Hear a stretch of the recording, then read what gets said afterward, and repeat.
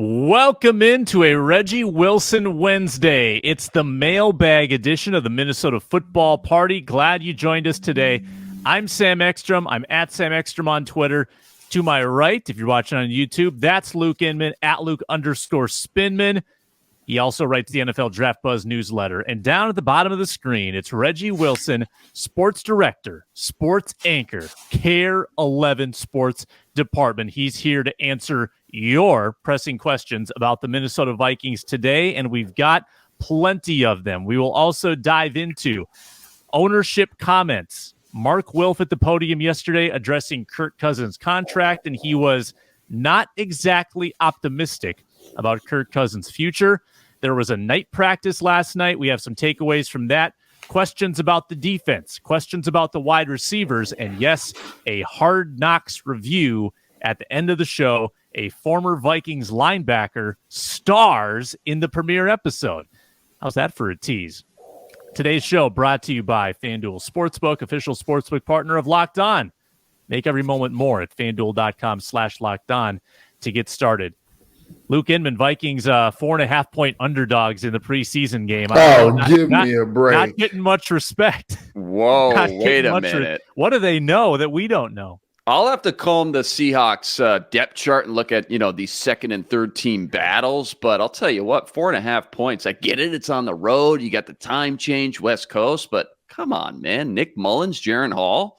Let's play. Give me the 4.5 points and let's play. Jordan Addison is playing. I mean, he's going to tear apart the backup corners. I mean, I think Jordan Addison's primed for a 300-yard game. No. My favorite part of these preseason games are the over-unders, if you're into that, because they're always ridiculously – you're so used to Chiefs-Chargers regular season over-under 55.5 points. You get to these preseason games, they barely break 30. It feels that like Hall of Fame game, man. That Hall of Fame game. Hit the over.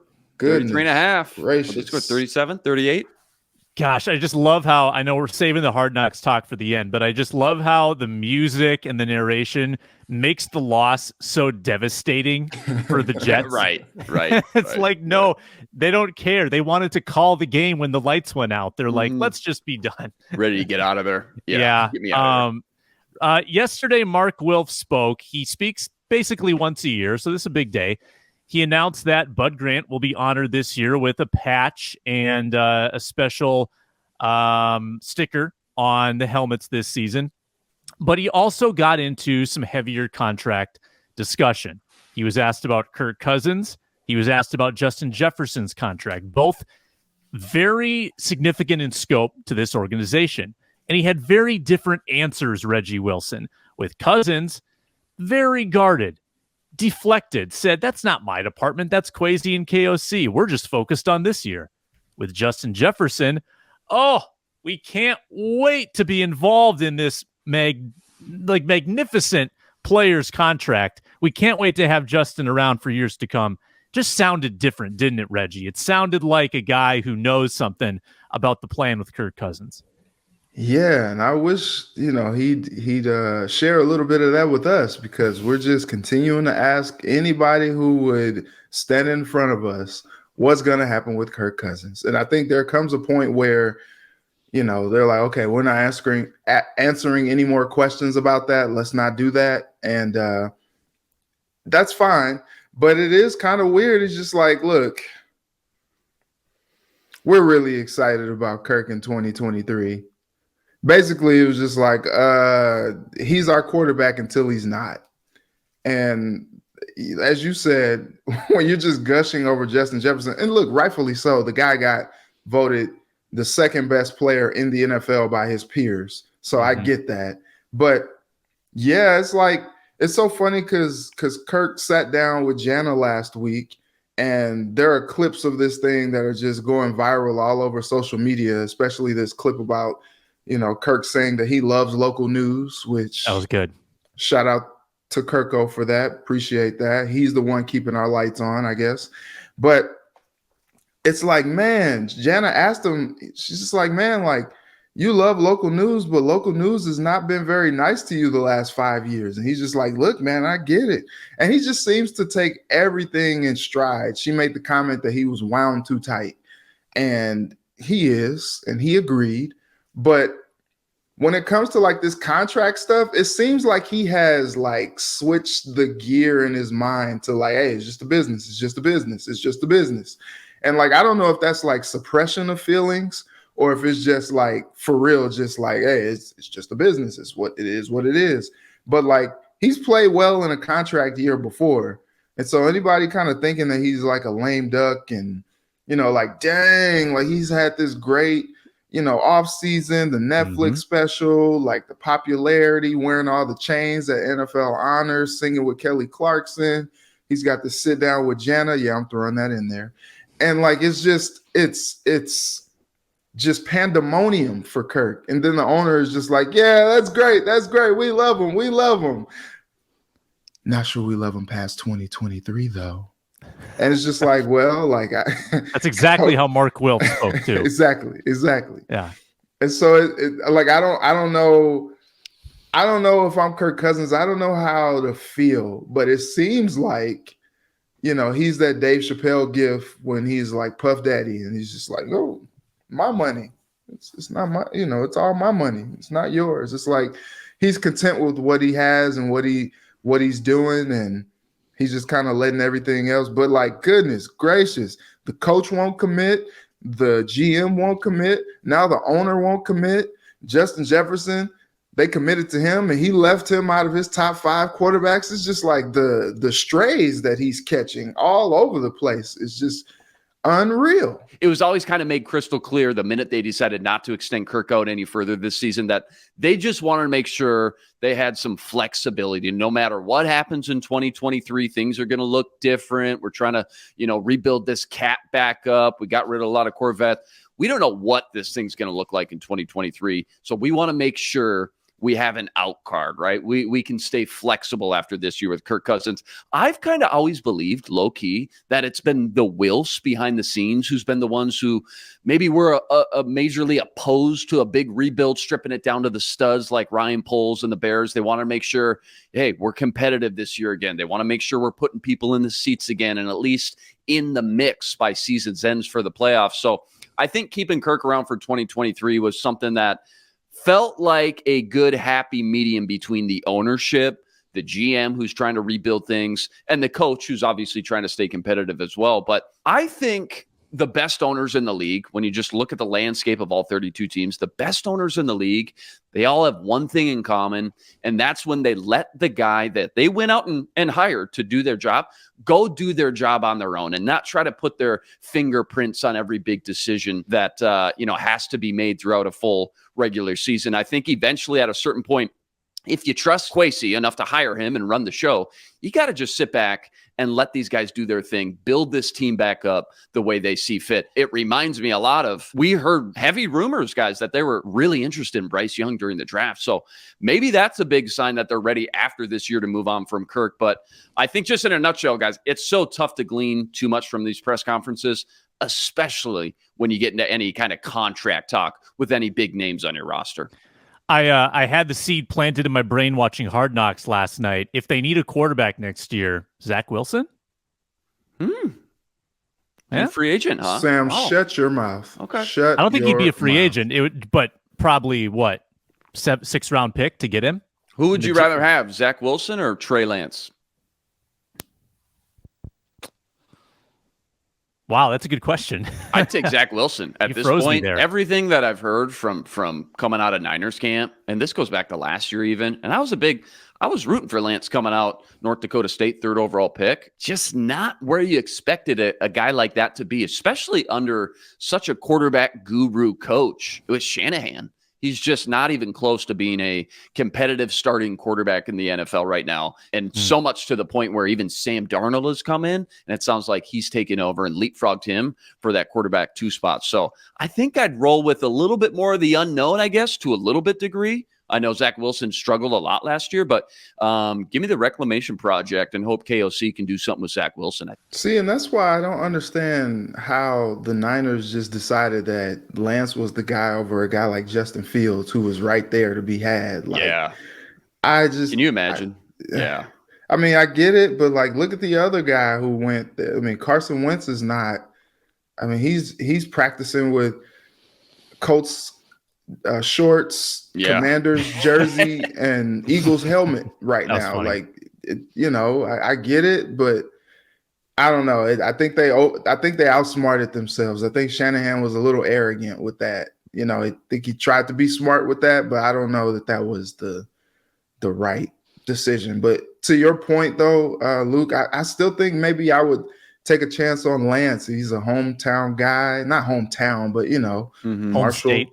Yeah, just coming in and maybe being able to turn some things around. I don't know. Maybe I might like him. I just have not liked the stuff that I've seen on tape from Zach Wilson. I'm not sold at all. Yeah, I think they're both flawed, and I think that's what would make that situation precarious. You'd like something with a little bit more in the way of assurances. In like those guys have a couple of years left of their rookie deals. At least if you get a rookie in, you get the full ramp to develop them into what you want without having to make a contract decision there. But a word from FanDuel, and then we dive into your questions about the defense, the wide receivers, and N'Keal Harry in particular. But it's all about football right now at FanDuel.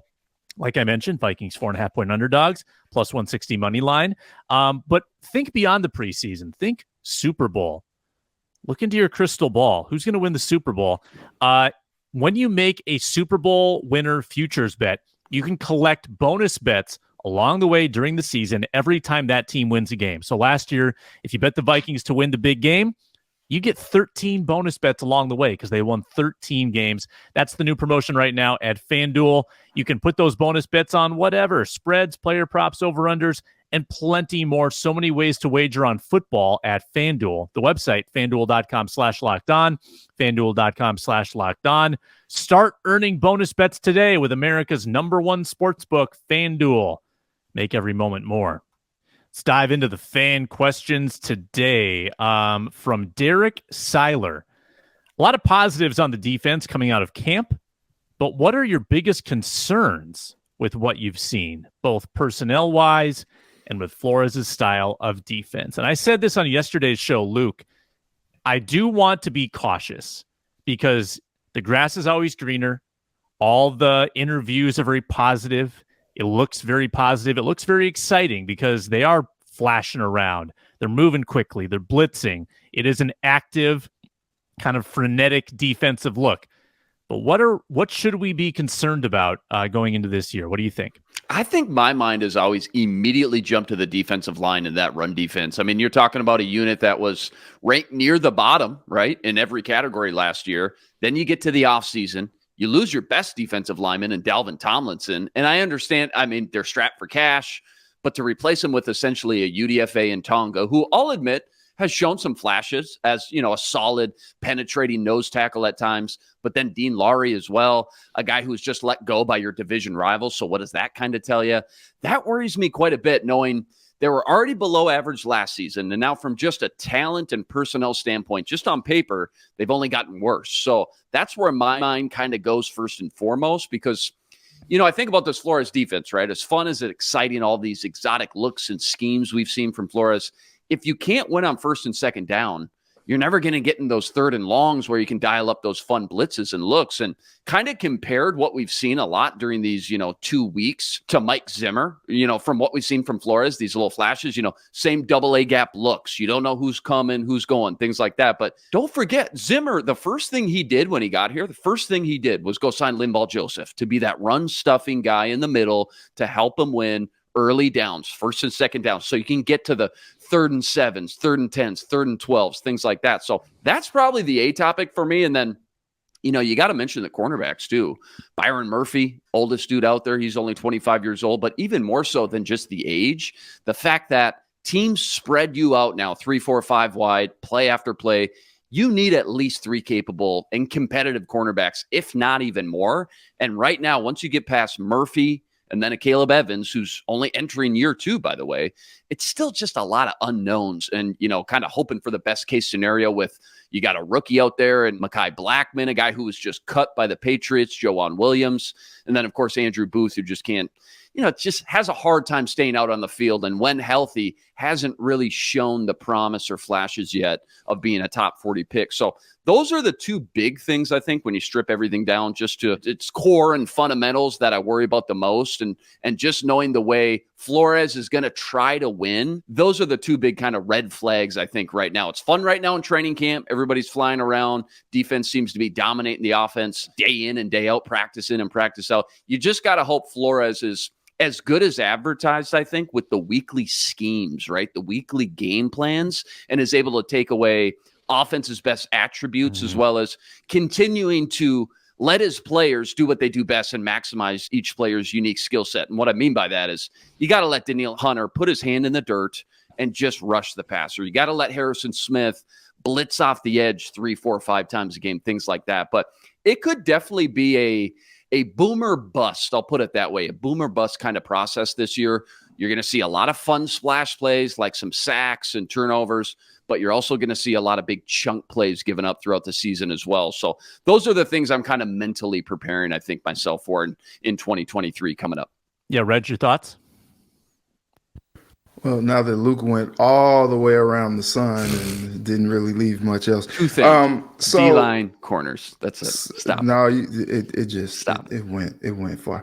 No. To Luke's point though, there are like anchors on each level, and I would say that really when you kind of look at it, safety is the only position that I'm like truly like not worried about, just from like an experience standpoint and a depth standpoint.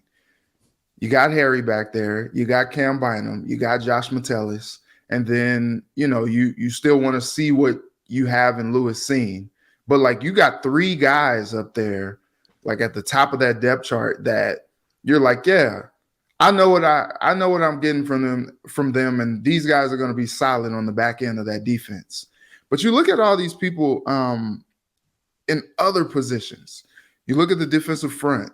Harrison Phillips is going to anchor that defensive line. He's solid. He's going to be fine. Who else though? I was just talking to some of my team in the sports department last night. They traded for Ross Blacklock last year, and I'm not really sure what exactly it was for. They got rid of Armon Watts. He ended up with the Bears. And then they traded for Ross Blacklock. And I mean, he was like a healthy scratch for a lot of the season. Mm-hmm. You got Jonathan Bullard still, but then James Lynch tears his ACL. So now you're like the depth there, not really sure where that is going to go. And then you look at linebacker, Brian Asamoah, he showed flashes, but you got Jordan Hicks, who is, pretty much a guy what you can expect from a productive linebacker. He's a proven commodity, right? But then you have Brian Asamoah, you got Ivan Pace Jr. Trying to make a name for himself as well in that linebacker room, and you're just like, okay, not really sure. Cornerback, I mean, you say Byron Murphy is like a sure thing there, but I mean, he missed 10 games last year, and you're like, I don't know. And then you got some cast-offs like Joanne Williams, and Booth can't necessarily stay healthy. You're not really sure what to think about him. There are a lot of unproven guys on that defensive unit that makes you a little bit concerned. You're like, yeah, like you mentioned some of the bigger names, but then you mentioned like there are still other positions that have to be played well as well for this unit to really excel.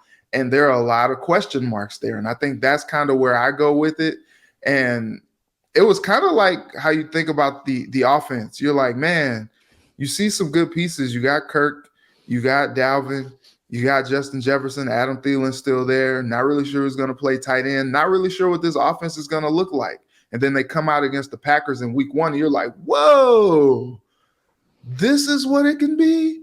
Like, I think we're still kind of waiting on week 1 to try to figure out what exactly things are going to look like. We've seen some looks in camp, but like we're not just sure what things are going to look like. Last year, they kept it so vanilla. We were just like, what the heck is this team going to be? This year, you're like, okay, you got an idea of what the offense is going to look like based on what you saw last year. But this is a new defense. They're not going to do any type of crazy wrinkles in the preseason. So we kind of have to stand back and just see what happens. Yeah, and Reg brings up a great point, though, with Byron Murphy, the fact that, hey, he didn't play a full slate last year. He missed, 7 games? Caleb Evans missed 7 games as well, with concussions, too, which scares the heck out of you for a guy in his first year. So those are your 2 starting cornerbacks. Obviously, Andrew Booth missed 11, 12 games. Joanne Williams, I just looked it up. He missed 5 games last year. So when you talk about the best case and worst case scenarios, certainly that worst case scenario has something to do with some of these young cornerbacks just can't stay healthy and on the field. They would be in a lot of trouble, and they'd be missing the days of a guy like Duke Shelley back there. I'll tell you that. Yeah, just to try to boil down what Reggie's saying, I've got 6 numbers written down in front of me: 33, 44, 21, 94, 0, and 95. Those are the numbers of 6 projected starters who need to take significant steps from last year that they are counting on. Marcus Davenport and Dean Lowry had 1 combined sack. They need to get a lot better. Kairos Tonga and Caleb Evans and Josh Metellus and Brian Asamoah are the other 4. They have never done this. They have never started for a full season in the NFL, ever. So they have to take significant steps from their role as a backup or a role player. That's just a lot to bet on. The odds of you hitting on all 6 of those are so slim that you're inevitably going to have some problems there, right?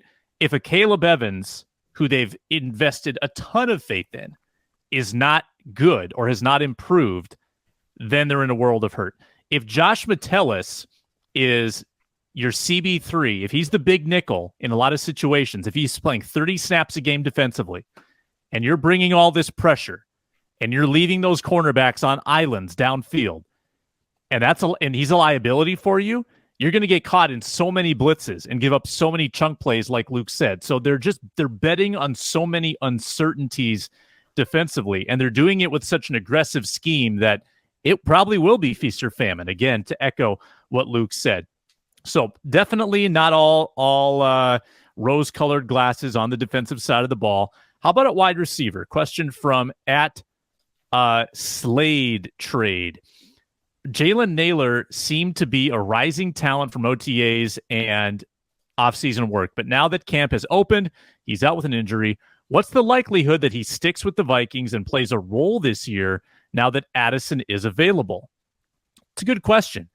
I will say on Addison, I watched him super closely the last 2 days, and not just in 11s, but going about his individual work, the drills. They've got like this little hopscotch thing where, you have to do fast feet, right? Like fast feet, jab, fast feet, jab. His feet move faster than anyone's. Like if you compare his feet to N'Keal Harry's feet, I mean, it's like you Whoa, don't throw our guy N'Keal Harry under the bus like that. Come on now. Albeit it is hard when you're 6'4" to move your feet that quickly. But Jordan Addison just flies effortlessly through these drills. He's built differently. I do think he is pretty legit. And I said on yesterday's show or 2 days ago, I think that the conversation is going to quickly become, is he your wide receiver too? Like, I think that he's headed that way. So where does that leave Jalen Nailor?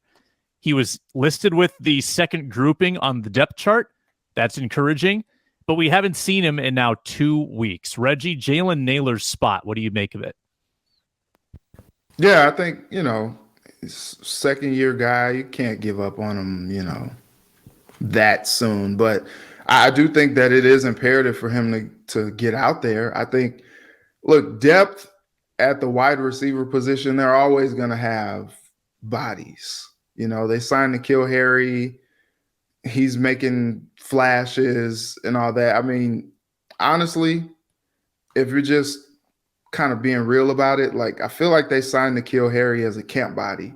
Now, like if he just continues to impress and and he's just like turning heads continually, then maybe you have a situation where you're like, dang, do we need to keep this dude? Like, I don't know. But then again, like they did cut the defensive lineman last year that was just like shining in like T.Y. McGill.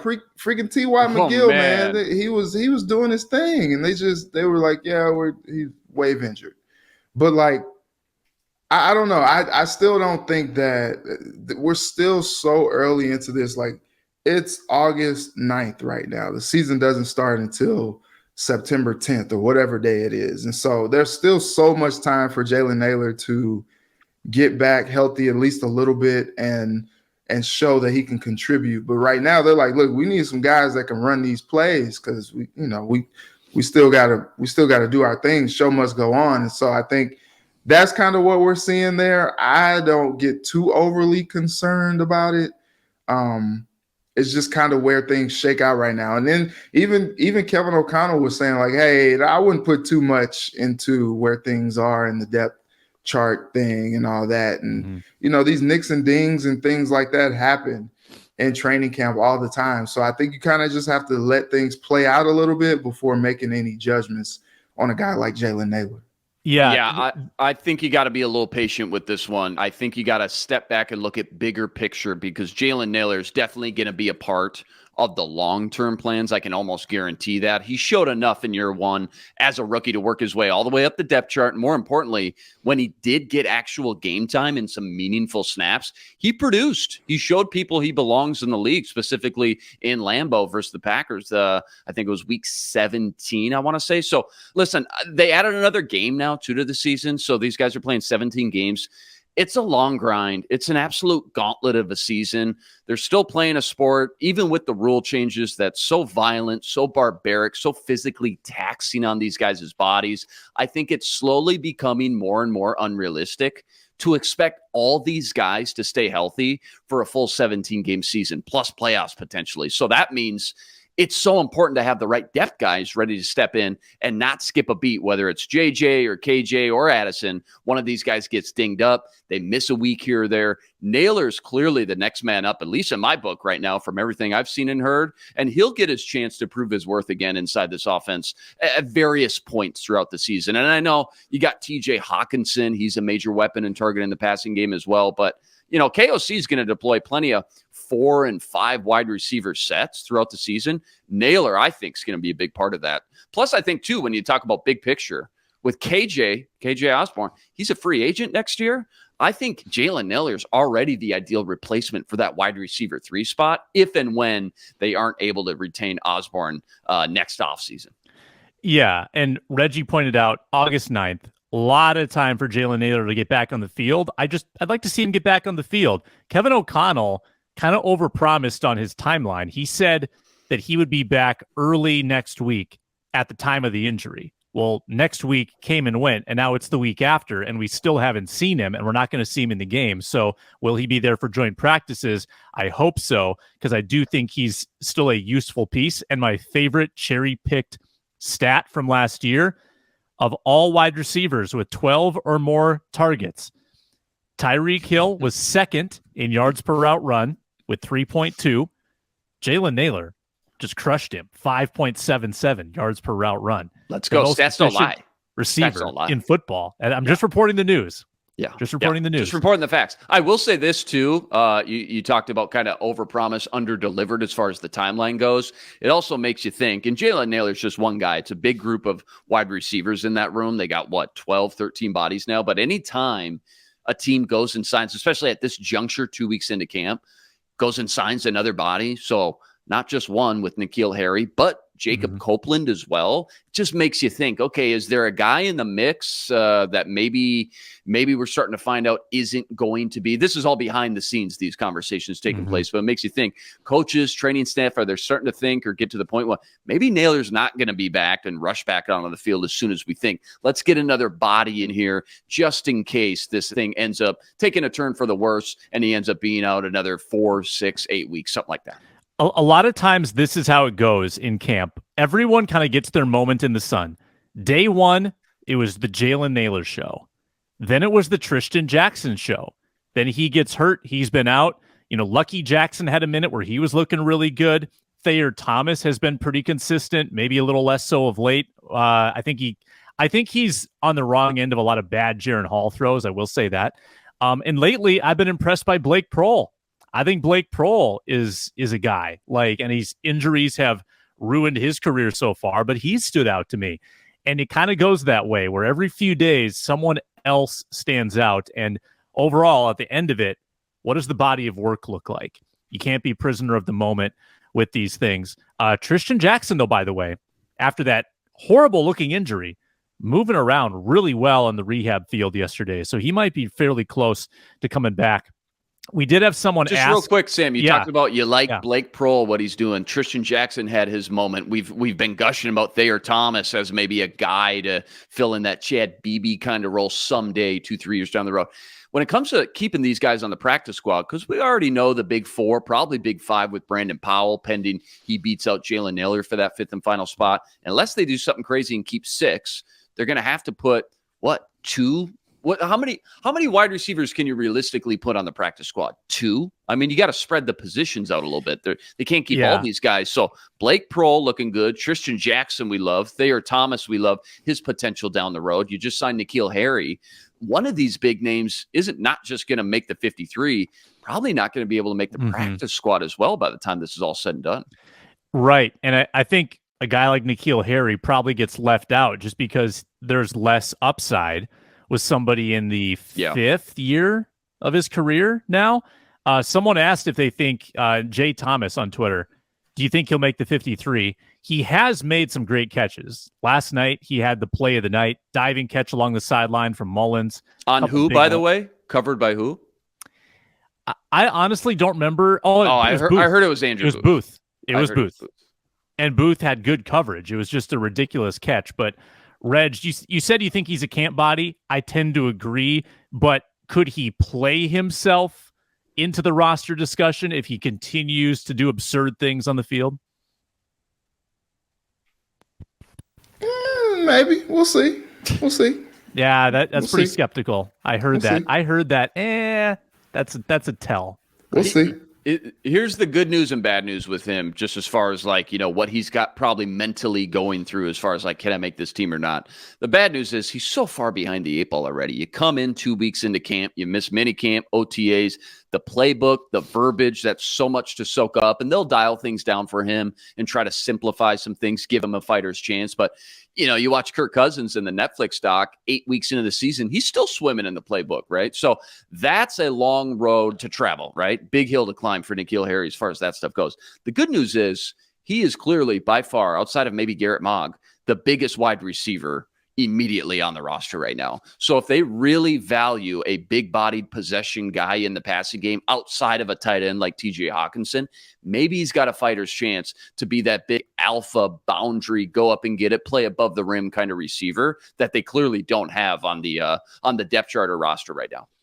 Yeah, and compared to Garrett Mogg, I mean, Mogg is tall and slender. This guy's a tight end.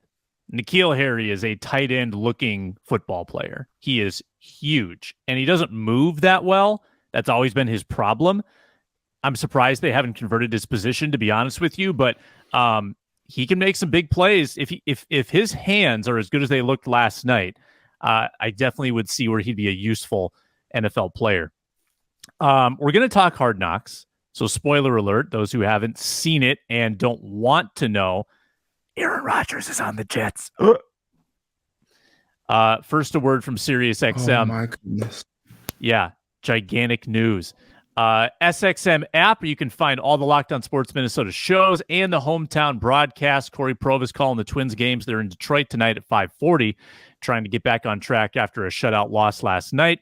Find all of that on the SXM app. Just search Twins or search Locked On Sports Minnesota.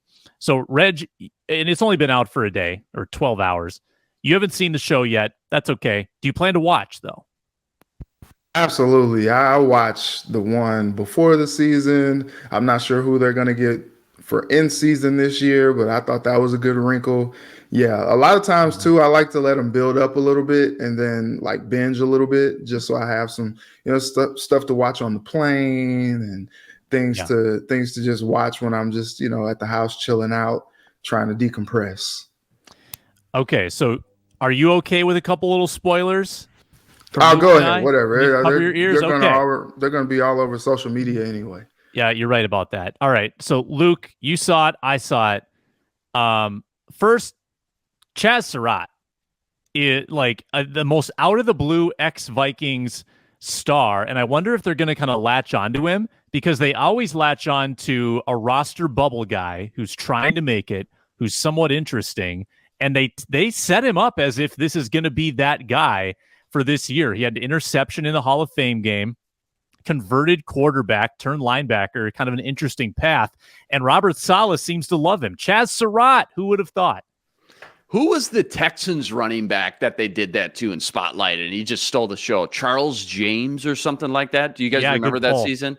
I'll never forget that. You're right, Sam. They do kind of pick one of these under-the-radar guys and kind of hone in on him. Definitely could be Chaz Surat. I was just more enamored outside that fact and kind of lens you're looking through, the fact that on the football field, Robert Saleh, you heard him mic'd up on the sideline during that preseason game versus the Browns. He was gushing about this kid. And it wasn't just the one interception play like, oh, man, great play, good job. They showed him clip after clip, verbiage after verbiage saying, man, I love this guy. Oh, he's so fast. Oh, did you see him? God, I just, this guy's the best. And it's like, wait a minute. Did the Vikes give up a little bit too early on this guy? I know, remember, coming out of North Carolina, he was a converted quarter a little bit too early, because right now, just from the small sample size we got, not only the big splash plays during the preseason game, but everything we're hearing from Robert Saleh on the sideline, maybe Chaz Surat's got a little potential here now that he's 2-3 years in the league and starting to understand the speed and nuances of the NFL. Maybe he's going to end up being, a sub-package kind of guy, and maybe the Vikings cut bait a little bit too early because Mike Zimmer and probably Rick Spielman just didn't have the patience to, stick a guy like that out for 2-3 years, knowing where they were at, professionally, obviously, kind of in their last year or two with the Vikings organization. But yeah, Chaz Surat could definitely be that guy who steals the spotlight and show for sure, Sam. Yeah, Surat looks like he hit the weight room. I mean, he was so small in Minnesota, and he looks like a linebacker now. So that might be fun to follow. I've got a hot take on Saleh, though. Robert Saleh in that episode looked like if you gave a fan a Jets long sleeve shirt and a headset, he said all the things that I think a fan would say. Like, it just seems all like to be just amazing to him. Like, oh, he didn't coach at all. It was just, wow, look at that throw. Look at that throw by Rodgers. Whoa, he's so fast. I love that. Whoa. Yeah, he was fanboying. It's just so much for him. Yeah. I thought everybody was with Rodgers. The speech that people are raving. Yeah, well, it was just I don't want to use the phrases I'm thinking to describe what they did, but it was Rodgers propaganda. Straight up Rodgers propaganda. And I actually think Rodgers was the most interesting guy on the screen. I thought Saleh was milquetoast, generic. The coordinators were interesting. Hackett, Ulbrich, enjoyed them. But the speech that people are posting about and raving about with the eagle and the crow, it was forced. It was forced and pretty average. And I actually barfed when they did an Ed Sheeran montage of Aaron Rodgers throws. I actually vomited. Like it's tough crowd over here. I liked it. I liked it.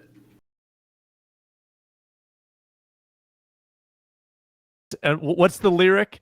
It was so on the nose. It was so it was nauseating. I couldn't handle it. But I thought that Nathaniel Hackett was one of the stars of the show after the Sean Payton stuff. What do you think about that? Yes, I agree with you as well. Down to earth dude. Boy, Rodgers just spoke so glowingly of him and their relationship going back to Green Bay in 2019. And just, you can tell they really click and vibe right out the gate, which is going to be huge for this Jets offense, I think, for him to be able to just step right into this playbook that he's already familiar with. But it's pretty entertaining to see just the contrast and the reactions to every single Jets player when Aaron Rodgers makes a great Aaron Rodgers type of throw. You can clearly tell the poor quarterback play that they had to, kind of grind through last year. And with that Zach poor Wilson. quarterback is on the roster too. I know. And he has to see all this. I know. Tough scene for Zach Wilson for sure, taking a big L there, but probably a great thing for Zach Wilson, to be honest. You get to sit and learn behind a Hall of Famer. Clearly, you just hear Zach Wilson talk behind the scenes. It just sounds like, quick sidebar, I don't know if you guys watched the Johnny Manziel Untold, but that is outstanding as well. And Johnny Manziel basically said, I was done with football mentally. He watched 0 hours of film. You could just tell the world was weighing on his shoulders.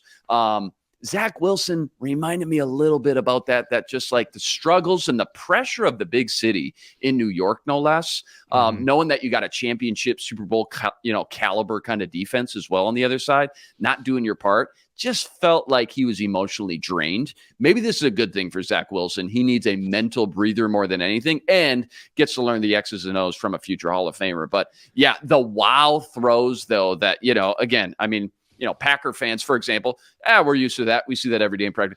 These Jets players, every single one of them were absolutely going nuts and bananas every time he made a big splash throw. Yeah. It's pretty funny. Reggie, you got to have like a barf bag near you. When you get to the Ed Sheeran montage, please text us. Let me know if you can hold it in, because it is like the Rodgers worship at that point was just out of control. And I think he's interesting. I enjoyed whenever he was on the screen. He still steals the show because he just is dry wit, funny. Like, he's got a lot of wisdom in there.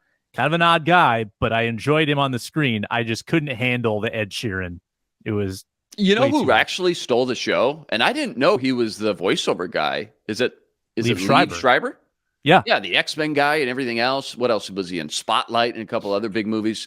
Dude, he doesn't sound like that in a lot of his other movies. So I don't know what kind of effects they're working with and whatnot. But I had a hard time once I found out that was him. And Aaron Rodgers was going fanboy about him, by the way, just gushing. That's the voice of God right there. That's the voice of Hard Knocks right there. Go say hi. Everybody. Did you go say hi yet? Go say hi. Go say hi. Dude, don't be mean. Don't be rude. Go say hi. Like talking to his head coach and Nathaniel Hackett and everybody else. Yeah, he kind of stole the show as well. He got a healthy amount of screen time. I'll say that.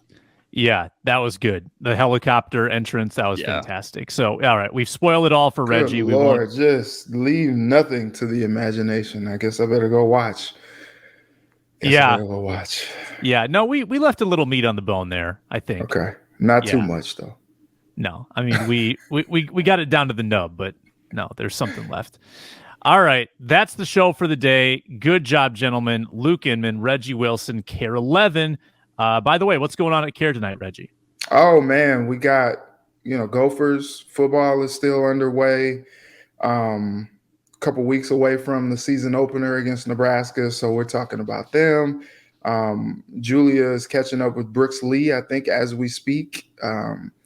Pretty cool. He and Royce Lewis hitting back-to-back in the lineup last night for the St. Paul Saints. So I said on the air last night, the future is now. The future is now, people. Then, talking about Twins, it seemed to be good, and then they just get blank last night. So got another chance to take this series tonight. That's tonight on Care 11, and tomorrow for us on the Minnesota Football Party, Arif Hassan, Luke Braun, Ron Johnson all join us. We'll have the full five on tomorrow's Minnesota Football Party. For Luke, Reggie, I'm Sam Ekstrom. Thanks for watching on Locked On Sports Minnesota. Be blessed. Spread love.